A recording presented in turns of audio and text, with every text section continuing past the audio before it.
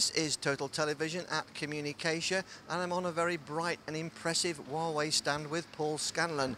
Paul, this is, as I say, very bright but very different. Tell us why that is. Morning, Brian. Thanks very much. So I think if you have a look around at our stand today, you'll see a very different Huawei. The first thing you'll notice is that there's not a lot of core networking technology from our carrier business. Standing here behind me, you'll see that we're standing in front of the devices booth. And on the right-hand side over there, you'll see, of course, the enterprise booth. So I think last year when we met, we were talking about how Huawei was changing its strategy and moving from pure telecommunications industry into moving into an ICT industry. And two components of that is, of course, the enterprise business. And the second component is, of course, about devices and devices strategy.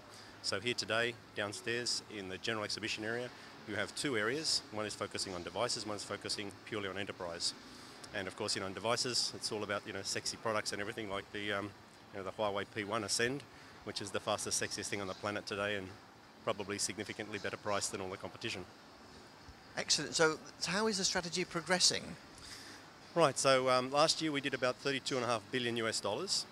So that represents about 24% growth, even in a difficult year. The enterprise business now is comprising about 5% of our revenue. The devices, well, I think we sold about 60 million devices last year, so that's quite impressive, and we're running at about 20% of our revenue, with the balance, 75% roughly, coming from the carrier business. So what's the strategy been? The strategy has been about brand extension. We're a $32 billion company. We're the biggest brand, unfortunately, that you don't know. So the best way Huawei figures is through devices. You'll notice that there are not cheap devices anymore. Huawei has raised its competency, if you like, in the devices business specifically, in order to demonstrate that we are here, and we intend to be number 3 within 3 years in the devices business. So in our products, from Huawei-based chipset now, high silicon, we own the company, and we manufacture the silicon that's used in the handsets, and that allows us a lot of flexibility and freedom in the direction we take the handsets.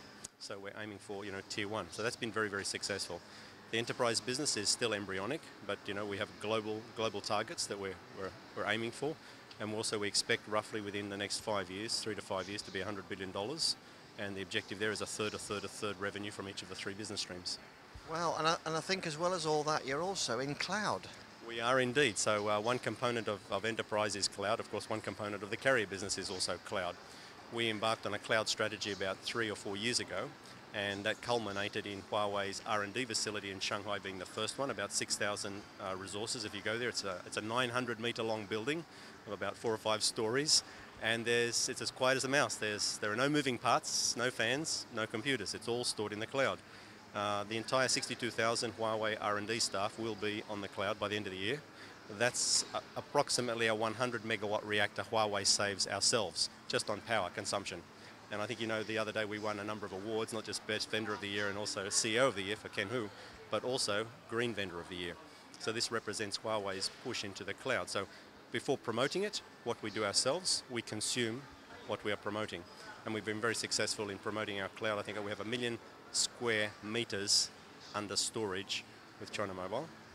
We're hosting some of the biggest gaming companies in China, as well as now more recently with some of our partners here in Singapore, who have gone to market with Huawei's cloud proposals, and also in Indonesia. So we're making quite a significant push in the cloud business. Great. Now, just returning to CommunicAsia, yes. One of the invitations to people this week has been to come to play with Huawei. It has now, indeed. Tell us if they have been. How's the show been for you so far? I think it's been outstanding. If I look just around in terms of the number of people that have been converging on our booth, this one has been, we were talking about cloud, yeah? So in the cloud, our strategy, of course, is to move into software-defined networks, what we were just discussing a little bit earlier today. So everything we see will move into the cloud. So just programmability, but also controllability in the cloud. But it'll also be open APIs. And as you just mentioned quite rightly, come and play with Huawei. So here we've had a number of very lovely ladies who've been promoting a lot of our products, and a lot of very competent engineers who've been demonstrating our enterprise business.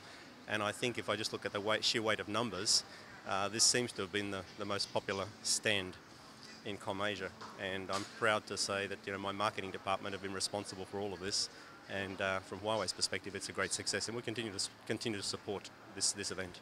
Yeah, you find the event very useful for this for your efforts in this part of the world. Yes, we do. Yes, we do. It's not just Look, it is about brand extension. Everything is about brand extension and image, but you've got to support it with very competent R&D. 12% of our gross revenue is R&D. We are the biggest contributor to R&D, the biggest contributor to patents to date in this industry. That's Huawei. And the end result is, the types of products that I'm showing you here, which I don't think anybody else really has. They might have had us at the beginning in the time to market, but in terms of innovation and where we plan to be, let's see how the strategy pans out over the next couple of years. Okay, Paul, well, thanks for giving us some time this morning. Thanks very much, Brian.